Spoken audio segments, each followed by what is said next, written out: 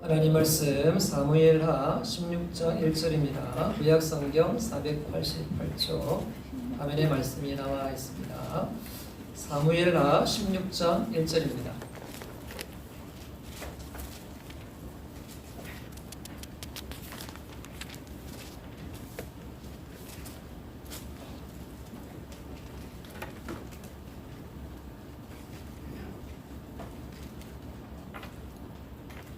다윗이 마루턱을 조금 지나니 무비보셋의 사환 시바가 안장 지은 두 나귀에 떡 200과 건포도 100송이와 여름실과 100과 포도주 한 가죽 부대를 싣고 다윗을 맞는지라. 왕이 시바에게 이르되 내가 무슨 뜻으로 이것을 가져왔느냐. 시바가 가로되 나귀는 왕의 권석들로 타게 하고 떡과 실과는 소년들로 먹게 하고 포도주는 들에서 곤비한 자들로 마시게 하려 함이니이다. 왕이 가로되 내 주인의 아들이 어디 있느냐. 시바가 왕께 고하되 예루살렘에 있는데 저가 말하기를 이스라엘 족속이 오늘 내 아비의 나라를 내게 돌리리라 하나이다. 왕이 시바들어 이르되 무비보셋에게 있는 것이 다 내 것이니라. 시바가 가로되 내가 절하나이다. 내 주 왕이여 나로 왕의 앞에서 은혜를 입게 하옵소서 하니라. 다윗 왕이 바오림에 이름에 거기서 사울의 집 족속 하나가 나오니 게라의 아들이요 이름은 시므이라. 저가 나오면서 연하여 조조하고 또 다윗과 다윗 왕의 모든 신복을 향하여 돌을 던지니 그때 모든 백성과 용사들은 다 왕의 좌우에 있었더라. 시므이가 저주하는 가운데 이와 같이 말하니라. 피를 흘린 자여 비루한 자여 가거라 가거라. 사울의 족속의 모든 피를 여호와께서 네게로 돌리셨도다. 그 대신에 네가 왕이 되었으나 여호와께서 나라를 네 아들 압살롬의 손에 붙이셨도다. 보라 너는 피를 흘린 자인 고로 화를 자취하였느니라. 수르의 아들 아비새가 왕께 여짜오되 이 죽은 개가 어찌 내 주 왕을 저주하리이까. 청컨대 나로 건너가서 저의 머리를 베게 하소서. 왕이 가로되 수르의 아들들아 내가 너희와 무슨 상관이 있느냐. 저가 저주하는 것은 여호와께서 저에게 다윗을 저주하라 하심이니 내가 어찌 그리하였느냐 할 자가 누구겠느냐 하고 또 아비새와 모든 신복에 이르되 내 몸에서 난 아들도 내 생명을 해하려 하거든 하물며 이 베냐민 사람이랴. 여호와께서 저에게 명하신 것이니 저로 저주하게 버려두라. 혹시 여호와께서 나의 원통함을 감찰하시리니 오늘날 그 저주 까닭에 손으로 내게 갚아주시리라 하고 다윗과 그 종자들이 길을 갈 때에 시므이는 산비탈로 따라가면서 저주하고 저를 향하여 돌을 던지며 티끌을 날리더라. 왕과 그 함께 있는 백성들이 다 곤비하여 한 곳에 이르러 거기서 쉬니라. 아멘. 지금도 그렇습니다만 조폭 영화가 사람들에게 인기를 끕니다. 그 이유는 이제 조폭들의 의리 때문이죠. 조폭은 나쁜 사람이고 이들의 의리는 나쁜 의리인데 우리가 삶 속에서 신의를 저버리는 일들을, 의리를 저버리는 일들을 만나기 때문에 대리만족을 느끼는 것 같습니다. 어떤 분이 저한테 이런 말 하더라고요. 목사님, 저는 신앙이 별로 없는데 의리는 있습니다. 제가 보니까 신앙도 있으신 분인데 아마 의리를 좀 강조하고 싶어서 하신 말씀 같아요. 우리 교회 안에서도 의리와 신의를 저버린 일이 간혹 있을 수 있습니다. 여러분 어떠세요? 여러분들은 좀 신의와 의리가 있는 것 같습니까? 내가 내 이득을 위해서 내가 지켜야 될 것을 지키지 않고 혹은 이간질해서 빼앗는 일들이 여러분 가운데 있습니까? 오늘 성경을 통해서 다윗이 등장하고 시바가 등장하고 시므이가 등장하는데 이들의 행동에서 그리스도의 삶이 어떠해야 되는지 또 하나님은 어떤 하나님이신지 하나님의 신실하심이 어떠한지를 함께 발견했으면 합니다. 지금 이 배경은 다윗의 아들 압살롬이 반역을 일으켰어요. 그래서 이 전쟁을 치르는 것입니다. 다윗이 압살롬을 피하여서 피난길에 올랐습니다. 이스라엘은 12지파인데 유다 지파 그 중에 예루살렘 중심으로 한 사람들은 다윗을 따르고 있고 그 외 지파의 대부분 사람들은 압살롬을 지지하고 따르고 있습니다. 다윗과 또 신복들과 그와 함께한 사람들이 감람산을 넘어서 이제 비탈길로 이제 접어드는 지점에 시바가 찾아와요. 시바가 오는데 보니까 안장지운 두 나귀에 먹을 것을 가지고 왔습니다. 떡 200과 건포동이 100송이와 여름실과, 아마도 무화과 같아요. 여름실과 100과 포도주 한 가죽 2대를 싣고 왔습니다. 그러니까 제법 많은 양입니다. 그러니까 이제 다윗이 경계하듯이 묻습니다.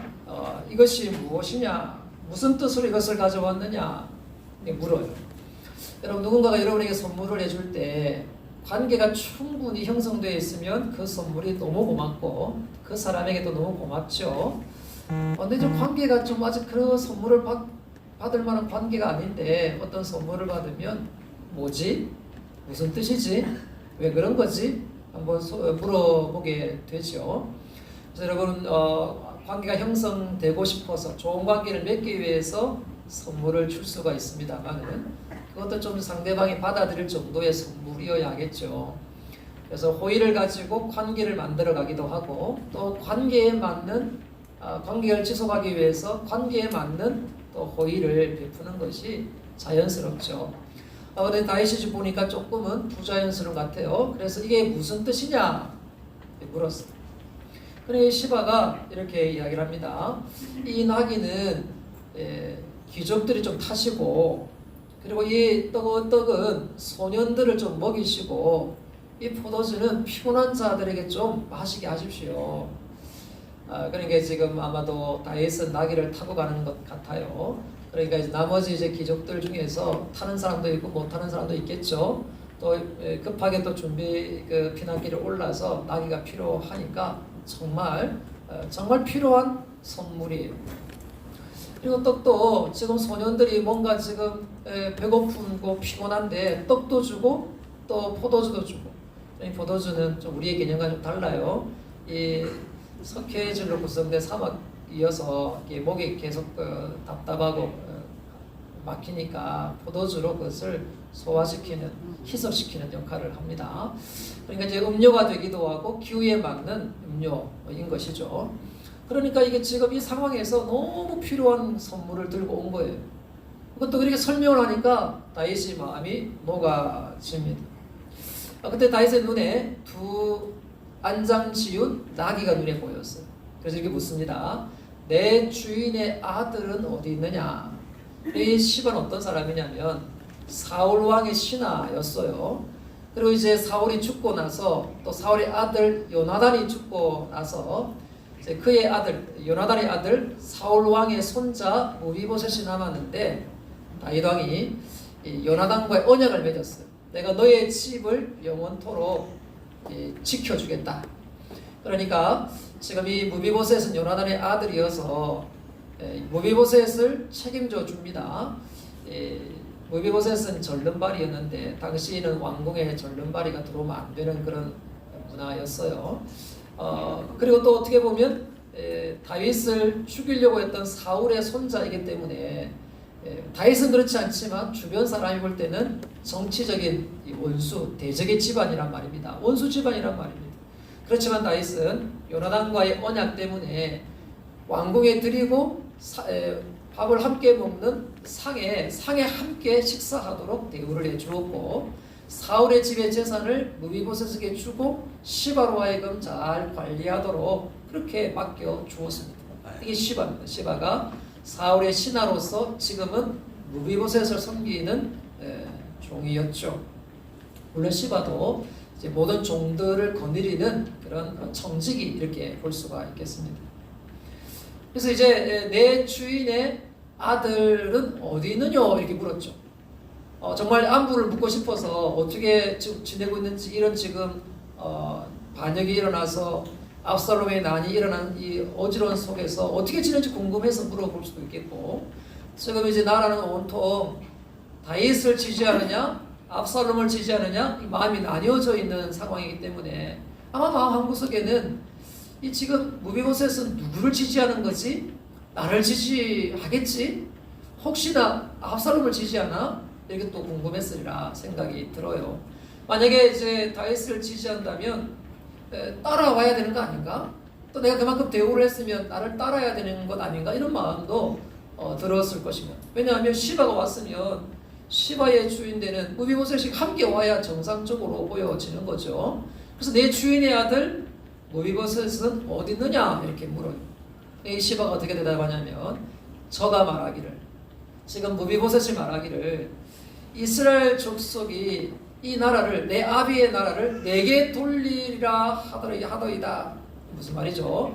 지금 다윗이 왕으로 존재하고 있고, 그러나 지금 반역을 해서 압살롬이 왕이 되려고 또 자기들 진영에서는 왕으로 대우를 받으면서 지금 이제 전쟁이 일어나는데, 이런 틈바구니 속에서 이스라엘 족속들이 다윗도 아니고 압살롬도 아니고 사울의 것이니까 사울에게 줘야 돼. 지금 사울의 자손은 무비보셋이니까 이 왕위를 무비보셋에게 줘야 돼. 다윗도 부정하고 압살롬도 부정하면서 이스라엘 온 족속이 이 나라를 나에게로 돌리기를 원해. 이런 의미로 이야기를 전달했습니다. 그러니까 다윗이 굉장히 화가 난 것 같아요. 바로 선언하기를, 무비보셋의 것이 다 네 것이니라, 이렇게 선언을 합니다. 무비보셋의 모든 재산이 이제 너의 것이다, 이렇게 선언을 하게 되어 됩니다.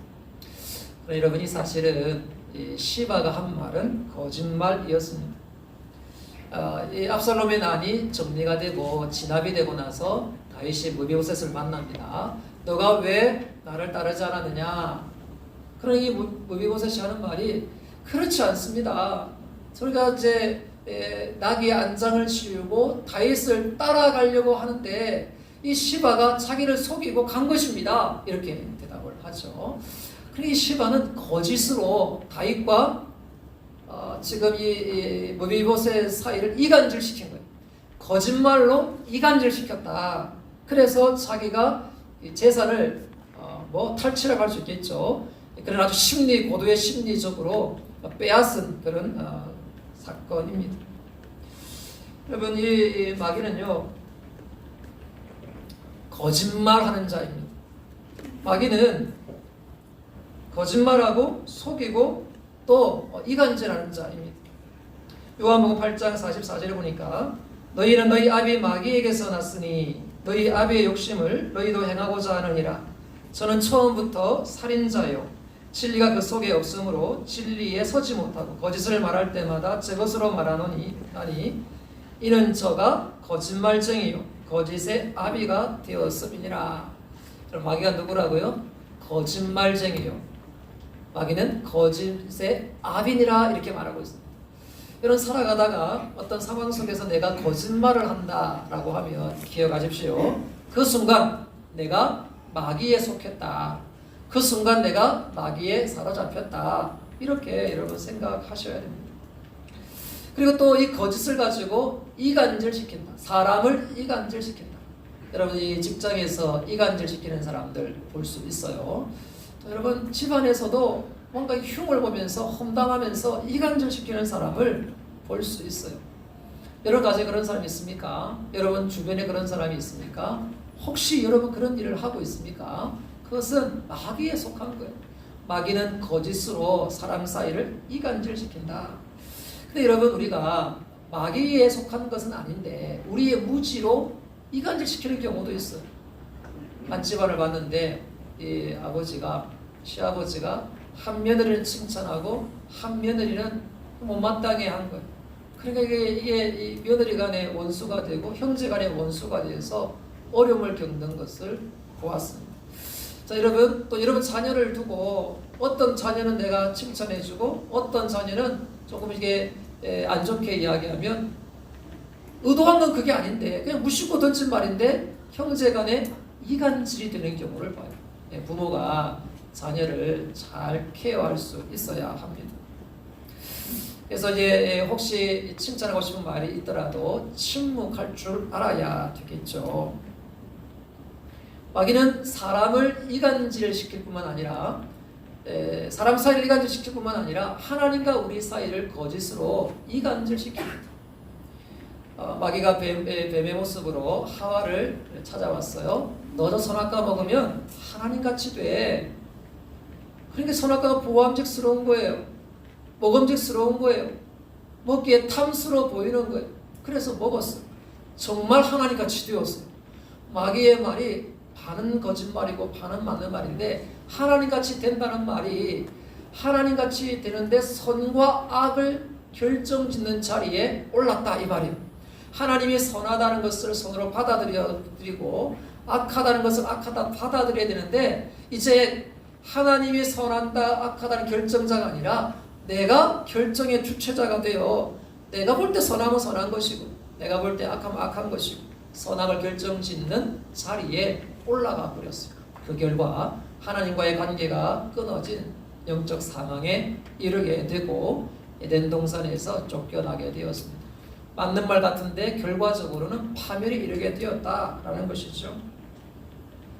자, 여러분, 선악을 알게 하는 일에 여러분이 주인이냐 아니면 하나님이 주인이냐, 이 영적 싸움은 타락한 이래로 지금까지 이어져 오고 있습니다. 우리의 영적 싸움은 무엇이냐면 주권 싸움입니다. 하나님이 주가 되시느냐, 하나님이 왕이 되시느냐, 내가 주가 되느냐, 세상이 주가 되느냐, 이 싸움이 지금도 일어나고 있습니다.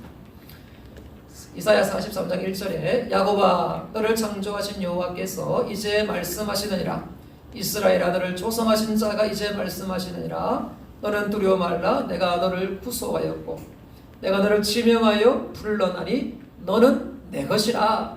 하나님 나의 창조주가 되세요. 하나님 나를 만드셨어요. 나를 구속하셨어요. 나는 하나님의 소유예요. 그래서 나는 하나님의 것이에요. 하나님이 선하다는 것을 나도 선하다 이렇게 말해야 돼요. 하나님이 악하다 말하는 것을 나도 악하다 이렇게 말을 해야 돼요. 그러나 여러분, 세상은 그것을 부정하는 것입니다. 에베소서 4장 15절 16절에 그는 머리니 곧 그리스도라, 그에게서 온몸이 각 마디를 통하여 도움을 입음이라, 연락하고 상합하여 각 지체의 분량대로 역사하여 그 몸을 자라게 하며 사랑 안에서 스스로 세우느니라. 이제 그리스도가 내 머리이고 나는 그리스도의 머리에 붙어있는 지체인 것입니다. 이것을 우리는 고백합니다. 그래서 머리가 지시하는 대로 움직여지는 나는 지체다. 이것이 우리의 신앙 고백입니다. 그러나 마귀는 그렇게 말하지 않습니다. 야, 너가 주인이야. 너가 결정해. 너가 결정해. 무슨 하나님을 끌고 들어와. 네 인생 네 것이야. 이렇게 세상은 끊임없이 이야기하는 것이죠. 그러나 여러분, 조금만 깊이 한번 들여다보십시다. 사람들이 내가 주인이라고 말하지만 사실 그 사람의 사람됨은 어떤 무엇의 영향 속에 있는 것입니다. 여러분, 다른 반사체지 발광체가 아닙니다.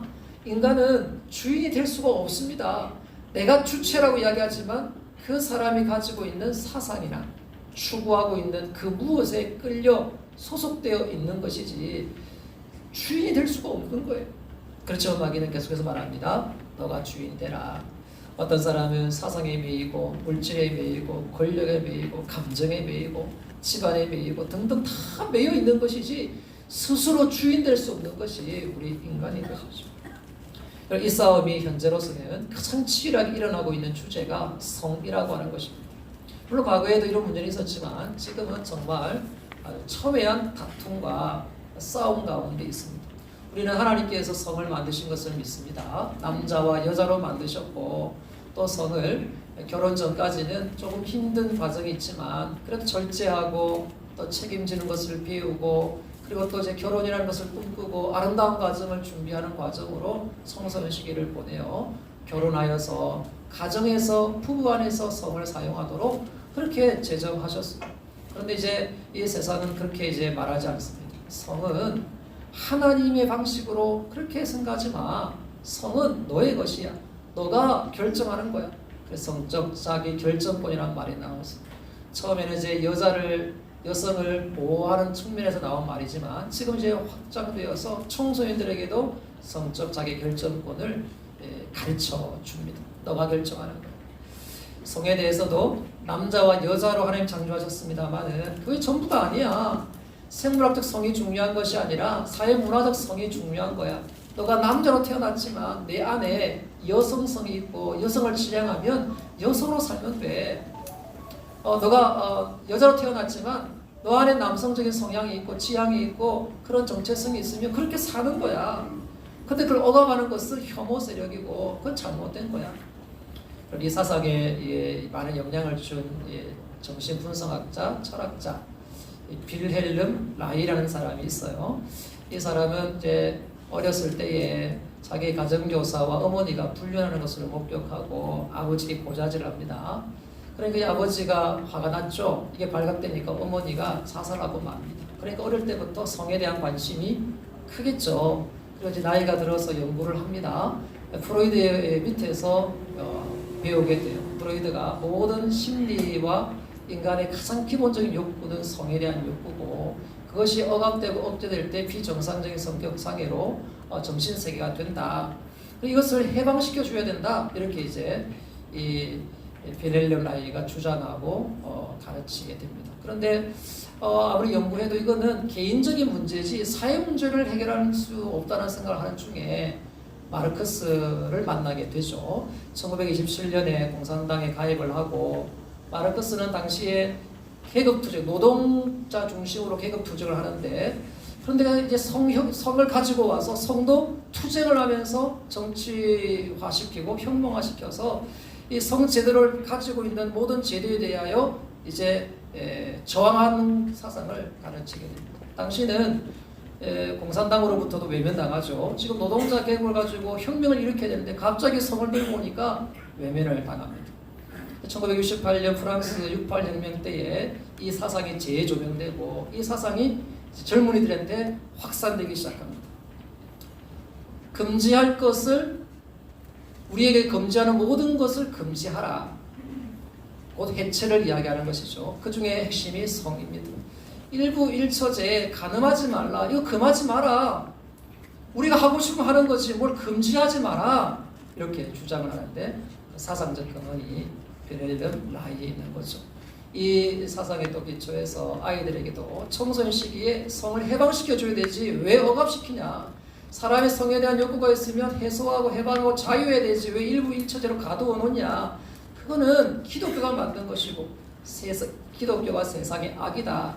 이 빌헬름 라이의 주장이에요.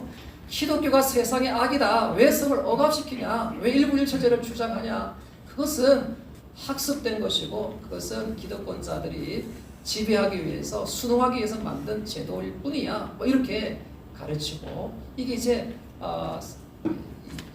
68혁명 때에 전수되고 받아들여지고 이들이 이제 장성해서 이 세계를 지배하는 이제 지도자가 되어서 서구 사회에 영향을 미치니까 서구 사회의 이제 동성애는 물론 이제 자기 개인적인 순수함으로 동성애를 주장하는 사람도 있지만 그것이 정당화되고 합리화되고 법치화되는 과정 속에는 이 사상이 뿌리를 내리고 있는 것이죠.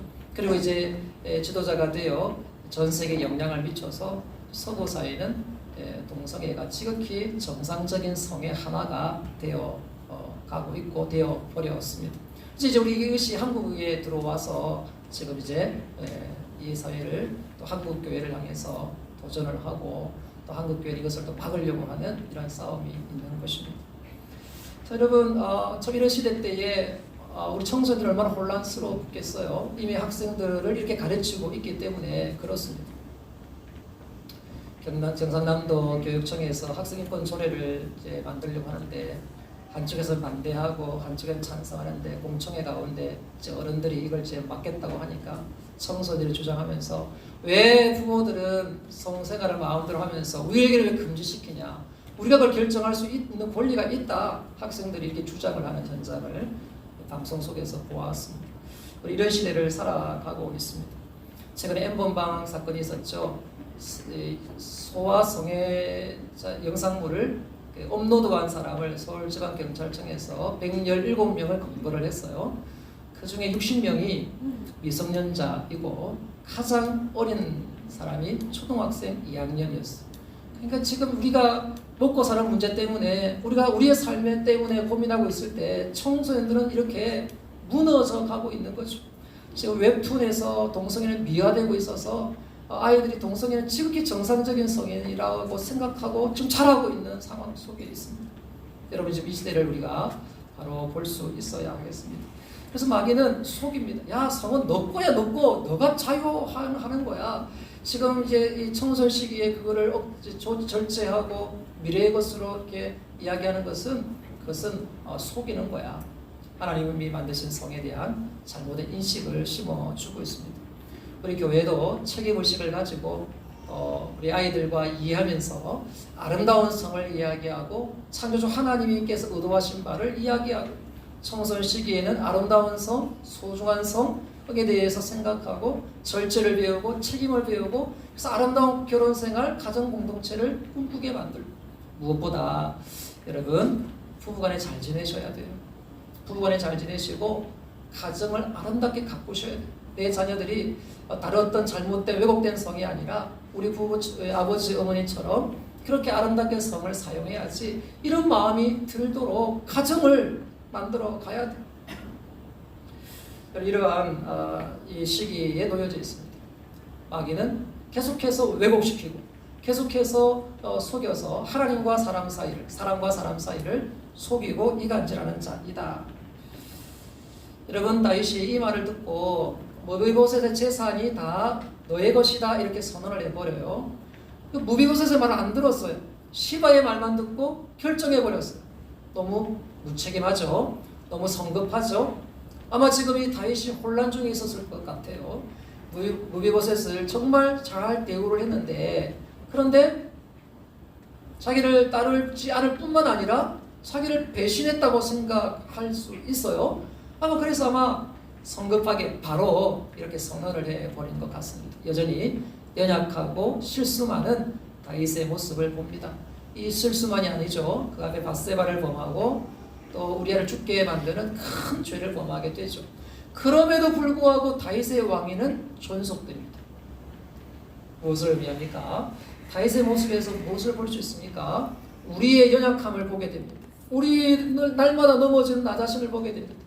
예수 그리스도의 보배로운 피로 나를 구속해 주셨고 하나님께서 우리를 성령을 보내시사 우리의 구원을 인쳐 주셨음에도 불구하고 또 넘어지는 우리의 연약함을 보게 됩니다. 그런데 그럼에도 불구하고 나의 구원은 흔들리지 않는 놀라운 사실을 만나게 됩니다. 왕위는 보존되고 있는 거예요. 이런 연약한 다윗에도 불구하고. 왜 그렇습니까? 하나님이 다윗과 언약을 맺었기 때문에 그렇습니다. 다윗과 언약을 맺었기 때문에 다윗이 기름 부어서 왕위를 영원토록 지켜주겠다고 언약을 맺었기 때문에 다윗의 연약함과 실수함에도 불구하고 왕위는 지속된다. 여러분 내가 넘어짐에도 불구하고 내가 실수함에도 불구하고 나의 구원이 흔들리지 않는 것은 그리스도의 사랑이 나를 붙잡고 있기 때문인 것입니다. 로마서 8장 35절에 누가 우리를 그리스도의 사랑에서 끊으리요? 환난이나 공고나 핍박이나 기근이나 적신이나 칼이라. 누가 그리스도의 사랑에서 끊으리요? 내가 주님을 붙잡고 있는데 때로는 내가 손을 놓습니다. 세상이 좋아서 내가 주님의 손을 놓습니다. 내 마음대로 살고 싶어서 내가 이 세상 주님의 손을 놓습니다. 지금 너무 바쁜 세상이니까. 그런데 주님은 나를 놓지 않고 붙잡고 있다는 거예요. 누가 그리스도의 사랑에서 나를 끊으리요? 누가 끊겠어요? 그리스도의 사랑이 나를 강하게 붙잡고 있습니다. 할렐루야, 얼마나 감사한지요. 이것이 은혜입니다. 이것이 복음입니다. 나는 주님의 손을 놓는데 주님이 내 손을 붙잡고 있다는 사실입니다. 이것이 우리 주님의 사랑인 것이죠. 이 다윗이 계속해서 나아가는데 피난길을 가는데 이번에는 시므이가 등장을 해요. 이 시므이가 등장해서 다윗을 향하여 계속해서 저주를 합니다. 피를 흘린 자여 비루한 자여 가거라 가거라. 사울의 족속의 모든 피를 여호와께서 내게로 돌리셨도다. 보라 너는 피를 흘린 자임으로 화를 자취하느니라. 피를 흘린 자여, 피를 흘렸다. 앞에 보면 사울 족속의 피를 흘렸다 이렇게 나오는데요. 그러니까 사울 집안을 죽였다 이렇게 이해할 수 있겠죠. 이것은 가짜 뉴스입니다. 다윗은 사울 집안의 피를 흘리지 않았어요. 그런데 지금 사울 집안이 몰락했으니까 그 이유가 다윗 때문에 일어난 거야 이렇게 연결 짓는 거죠. 비루하다는 것은 깡패 같다 이 말이에요. 그러니까 너가 지금 깡패집 그러니까 깡패 짓을 한 거야. 이 깡패야. 뭐 이렇게 이야기하는 거예요. 피를 흘린 자여, 비루한 자여, 가거라, 가거라. 사울의 족속의 모든 피를 여호와께서 네게로 돌려서 지금 너가 피를 흘렸기 때문에 이런 일을 네가 당하는 거야. 인과응보야. 너가 피를 흘렸으니까 지금 압살롬에게 지금 쫓겨가면서 이런 일을, 이 비참한 것을 너가 겪는 거야. 이렇게 이야기합니다. 이 말을 들은 아비새가 화가 났죠. 자기가 모시고 있는 주인을, 왕을 이렇게 비난하니까 화가 났어요. 그래서 말합니다. 내가 저에게 가서 목을 베게 하소서. 그러니까 이 다윗이 이것이 너희와 무슨 상관이냐 이렇게 말을 해요. 이 말은 상관하다, 이 말이 원어적인 의미는 이것은 내게 속한 것이지 너에게 속한 게 아니야, 이렇게 말을 한 것입니다. 이 문제는 내 문제지 너의 문제가 아니야. 그러면서 이어서 말을 하죠. 내 몸에서 난 자도 나의 생명을 해하는데 베냐민 족속이겠느냐. 베냐민 족속 사울의 지파죠. 그리고 이제 이 시므이도 베냐민 지파입니다. 하나님께서 저주하라고 허락해 주셨기 때문에 처가 저주하는 거야. 하나님을 끌고 들어옵니다. 하나님이 저주하라고 허락한 거야. 그래서 내가 이것을 나를 저주하는 이 상황 속에서 내가 하나님의 저주로 받아들여서, 그렇다면 하나님께서 이 상황 속에 나를 선하게 인도하실지 몰라. 그러니까 내가 직접 원수 갚고 내가 거기에 대하여 반응하고 이렇게 하지 아니하고 하나님의 것으로, 내가 하나님이 저주한 것으로 받아들이면 하나님의 은혜와 긍휼을 베푸실 수 있을 거야. 선하게 인도해 줄 거야. 이렇게 대답을 하죠. 이게 다윗의 이해는 어떤 이해입니까? 지금 내가 이렇게 압살롬의 반역을 피해서 피난가는 이 상황은 하나님이 내게 주신 징벌이야. 이 징벌 속에 시므이가 한 부분을 담당하는데 하나님이 저주하라고 그에게 말씀한 거야. 그러니까 이 시므이가 한 저주는 하나님의 징벌 속에 있는 거야. 그래서 나는 이 저주를 받을 거야. 이 저주를 나는 받을 거야. 거의 가짜 뉴스지만 하나님이 허락하신 것이니까 내가 받아들일 거야. 이렇게 말하는 것이죠. 그러면 그렇게 받아들이면 이 징벌을 하신 하나님께서 선하게 나를 구원해 주실 수 있는 건 아닐까? 이 징벌 속에서 나를 긍휼히 여겨주시지 않을까? 이렇게 생각한 것 같아요. 여러분, 이 아벳은 어떻게 반응합니까? 자기를 모시고 있는 왕을 저주하니까 의문이 일어나는 거죠. 신하는 당연히 그렇게 해야 되겠죠. 그렇지만 아비스의 저주는 보이지만 하나님의 섭리는 안 보이는 거죠. 하나님이 행하시는 일은 눈에 보이지 않는 거죠. 여러분, 우리가 이런 아비스 같은 실수를 범할 때가 많습니다. 상황은 보이지만 하나님은 안 보여요. 나를 저주하는 저 사람은 보입니다. 근데 하나님은 안 보여요. 그러니까 어떻게 해요? 내가 화가 나죠. 내가 원수 갚죠. 밤잠을 못 자죠. 어떻게 나한테 그런 말을 할 수가 있어? 밤새도록 막 끙끙 앓죠. 내가 어떻게 원수를 갚지? 어떻게 내가 대적하지? 이런 원수 갚을 계획을 세우죠. 근데 다윗은 그렇게 하지 않습니다. 하나님이 허락하셔서 한 저주야. 여러분 어떠세요? 어떻게 반응하세요? 우리 그리스도인의 반응은 항상 하나님을 통하여 어떤 사건을, 어떤 사람을 볼 수 있어야 됩니다. 하나님이 허락하셨기 때문에 저렇게 저주하는 거야. 그래서 정말 내가 저주받을 만한, 내가 비판받을 만한 일이 있는가 자기 자신을 돌아보고, 만약 그게 없다면 그를 불쌍히 여겨야 돼. 왜냐하면 그 저주가 다 그에게로 돌아갈 거니까 안타까워하는 마음을 가져야 돼. 이 정도 여러분 좀 여유를 가질 수 있겠습니까? 이 정도 마음의 여유를 가질 수 있겠습니까? 이 정도 담대함이 있겠습니까? 이 정도 넉넉함이 있겠습니까? 어떤 저주와 비판을 받을 때 하나님을 통해서 바라보고, 그래서 내게 그런 요소가 있는지 돌아보고, 아니라면 그를 불쌍히 여길 수 있는 마음을 가질 수 있겠습니까? 쉽지 않죠. 저도 쉽지 않습니다. 여러분, 저는 좀 감사한 마음이 있어요. 제가 전 목회를 잘하는다고 생각지는 않지만 그나마 전 목회를 하고 지금 이렇게 해나가고 있는 것 중에 하나가, 어떤 좀 비판이나 어떤 싫은 소리를 들을 때 순간적으로 움츠러들고 위축되는 게 있는데 오래가지 않아요. 이게 너무 감사해요. 오래가지 않아요. 왜? 하나님을 생각하니까. 하나님께서 왜 이런 말씀을 하게 하셨을까? 왜 이런 상황을 주셨을까? 하나님께 자꾸 묻는 과정 속에 이 감정이 누그러져요. 누그러져요. 이런 저뿐만 아니라 여러분도 그렇게 되어야 되고 그렇게 하실 수 있는 거죠. 하나님을 생각하면, 하나님의 주권을 인정하면, 하나님의 선하심을 인정하면, 그리고 이 상황도 결국 하나님께서 구원해 주실 것이고 하나님께서 이 상황 속에서 건져내실 이가 사람이 아니라 하나님이실 거니까, 하나님을 생각하면, 사람이니까 당장은 쉽지 않지만 조금만 시간을 하나님께로 드리면 감정이 누그러지고 마음의 평안은 오고, 그래서 또 그 사람을 또 선하게 대할 수 있는 여유가 생기고 담대함이 생기고 그런 자신을 보게 됩니다. 너무 감사하죠. 너무 감사하죠. 여러분, 다윗에게 이 은혜가 있었습니다. 하나님을 통해서 사람을 보라. 하나님을 통해서 상황을 보라. 그리고 나의 잘못을 보여주시면 감사히 받자. 나를 미워하는 사람이 나를 비판하면 굉장히 힘들어요. 근데 나를 지극히 사랑하는 사람이 내게 좀 야단을 쳐요? 그러면 받아들이게 돼요. 왜? 내 잘되라고 하는 말이니까. 나를 위하는 말이니까. 하나님은 나를 지극히 사랑하세요. 독생자를 주시기까지 사랑하신 분이세요. 그분이 지금 내게 야단치시는 거예요. 시므이를 통해서, 또 누구를 통해서, 어떤 상황을 통해서 야단치시는 거예요. 그러면 받아들이게 돼요. 왜? 나를 위한 것이니까. 나를 복되게 하기 위한 것이니까. 나를 잘되게 하기 위한 것이니까. 또 하나님께로 인도하기 위한 것이니까. 여러분, 하나님을 통해서 상황을 보십시오. 하나님을 통해서 사람을 보십시오. 이것이 기독교인의 성도의 인간관계여야 된다. 그 사람은 보지 마십시오.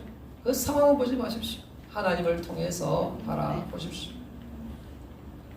여러분 보십시다. 다윗은 조금 전에는 너무나 큰 실수를 했죠. 무비보셋이 아주 나쁜 사람이 되어버렸어요. 전혀 그렇지 않은데, 무비보셋 정말 다윗을 향한 마음이 있었는데 순간적으로 무비보셋이 나쁜 사람이 되어버렸어. 그게 단정 지어버렸어. 조금 지나고 나서 시므이에 대한 태도는 너무나 성숙한 거예요. 너무나 성숙하고 너무나 믿음의 행동을 하는 거예요. 완전한 사람 없어요. 그렇다고 다 불완전한 것도 아니에요. 다 부족한 것도 아니에요. 그래서 이러면 한 사람을 평가할 때, 야, 저 사람 대단한 사람이야, 이렇게 평가할 수도 있지만, 좀 더 정확한 평가는 이 부분은 참 잘하고 또 이 부분은 좀 부족하고, 이게 우리 인간의 모습 아니겠습니까? 다윗은 지금 무비보셋에 대한 평가, 그게 시바가 좋은 물건을 가져와가지고 음식 가져오니까 벌써 이게 좀 판단에 미스가 생기는 다윗, 이게 다윗이에요. 그렇지만 또 이 시므이에 대해서는 굉장히 성숙한 모습으로 하나님 앞에서 신앙적인 모습으로 대하는 것을 보게 됩니다. 그래서 여러분, 우리가 좀 약한 부분은 좀 용납해주고 좋은 부분들을 좀 들추어내는 공동체가 되면 좋은 공동체가 되는 거지. 이런 가정에 내 자식도 또 우리 가족도 마찬가지예요. 잘하는 것도 있고 못하는 것도 있어요. 못하는 거 용납해주고 잘하는 거 칭찬해주고 격려해주면 좋은 가정 만들 수 있어요. 그런데 오히려 좋은 것은 낮추고 잘못된 걸 자꾸 들추어내는 이런 인간관계, 이런 가정, 이런 교회는 좋은 교회가 아니죠. 좋은 가정이 될 수가 없죠. 여러분, 이 다윗의 이 모습 속에 두 가지 모습이 다 있는 거예요. 여러분, 또 이 시바는 자신의 섬기는 무비보셋의 전 재산 한번 탈취할 좋은 기회를 가지고 거짓을 가지고 속여서 무비보셋의 재산을 취하게 되었습니다. 배신한 거죠. 무비보셋에게서 배신한 것입니다. 다윗은 지금 굉장한 위기 가운데 있습니다. 비참한 가운데 있습니다. 거기에 또 기름을 붓습니다. 저주합니다. 비루한 자여, 피 흘린 자여, 가거라 가거라. 거기에 돌까지 던집니다. 한 번 던지는 게 아니라 따라오면서 돌을 던집니다. 그러니까 얼마나 비참해요. 그런데 하나님을 배신하지 않습니다. 이 징벌을 하나님이 주셨다고 생각했기 때문에 이 징벌 속에서 건질 리도 하나님이라고 생각한 것입니다. 여러분, 하나님에 대한 신의를 갖도록 하십시오. 하나님 여러분을 지극히 사랑하셨습니다. 내가 만난 고난 하나님이 주셨습니다. 물론 내가 잘못해서 얻은 고난일 수 있는데 그 고난조차도 하나님의 주권을 인정해야 됩니다. 하나님을 향한 신의를 가지고 하나님께 나아가도록 하십시오.